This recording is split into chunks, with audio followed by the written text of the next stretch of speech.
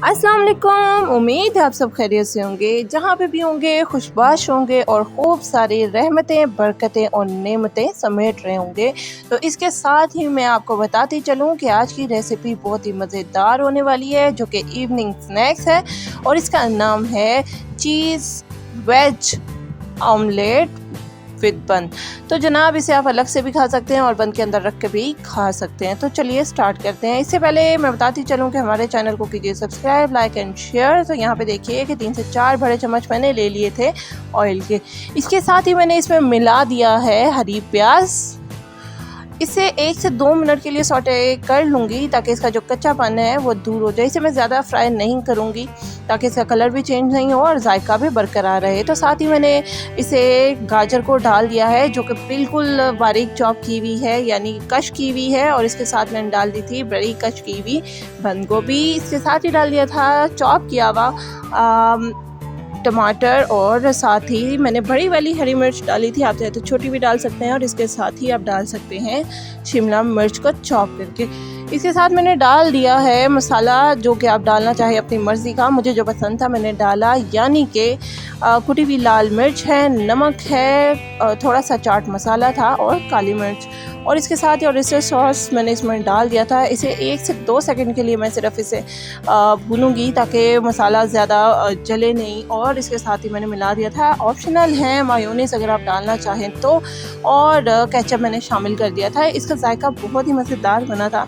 आप भी ज़रूर ट्राई कीजिएगा और कमेंट सेक्शन में बताइएगा कि आपको आज की रेसिपी कैसी लगी।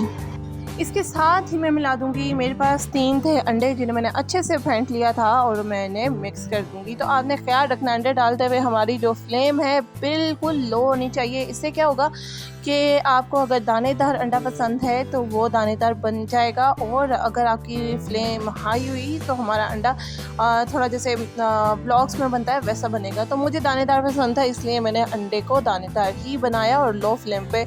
तो यहाँ पे बिल्कुल लो फ्लेम है और इसे मैं अच्छे से 2 से 3 मिनट के लिए रख दूँगी बिल्कुल लो फ्लेम पे। और 2 से 3 मिनट के बाद देखेंगे दानेदार सा अंडा बनके तैयार था। इसमें अभी नमी थी, नमी को दूर करने के लिए मैंने थोड़ी सी फ्लेम को हाई किया, बिल्कुल थोड़ा सा, और उसे मैंने सुखा लिया। जो नमी थी वो ख़त्म हो गई। इसके साथ ही मैं बताती चलूँ कि ये बहुत ही बूस्टर, बहुत ही हाई प्रोटीन आपका ऑमलेट तैयार है। ये डाइट वाले लोग भी खा सकते हैं। अगर आप इसमें ऑयल कम करते हैं और मायोनीज़ को ऐड ना करें तो बहुत ही बेहतरीन चीज़ बन के तैयार होगी। तो यहाँ पे देखें कि मैंने बन सेकने के लिए ले लिया है, बिल्कुल 1 चम्मच ऑयल बिल्कुल कम दिया है ताकि कि मैं ज़्यादा ऑयल इस्तेमाल ना करूँ। और तो यहाँ पे मैंने बन को रख दिया है 2 स्लाइस करके और अच्छे से मैं इन्हें सेक लूँगी। इतना सेकूँगी कि मैं इसे अगर चीज़ डाल के रखूँ तो बाद में ये चीज़ तक इस पर जो हीट है वो पहुँच सके और चीज़ मेल्ट हो सके।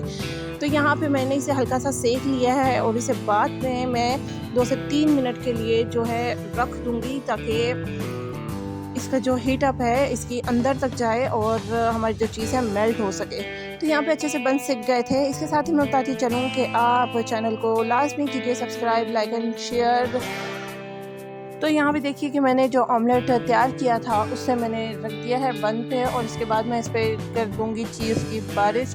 काफ़ी सारा मैंने चीज़ डाला था, बहुत ही मज़ेदार ये बन बने थे। और यहाँ पे मैंने अभी भी हल्की बिल्कुल लो सी फ्लेम की हुई है ताकि जो इसकी हीट अंदर तक जाए और चीज़, जो कि मैं पहले बता चुकी हूँ, मेल्ट हो जाए। यहाँ पे आपने ये नहीं करना कि आपने तेज़ हीट कर देनी है और हमारे बन नीचे से क्या बोलते हैं जल जाएं।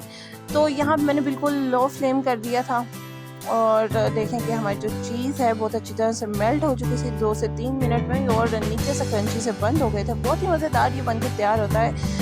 जब आप ट्राई करें तो लाजमी कमेंट में बताइए कि हमारा ये चीज़ एंड वेज एग ऑमलेट और बन आपको कैसा लगा।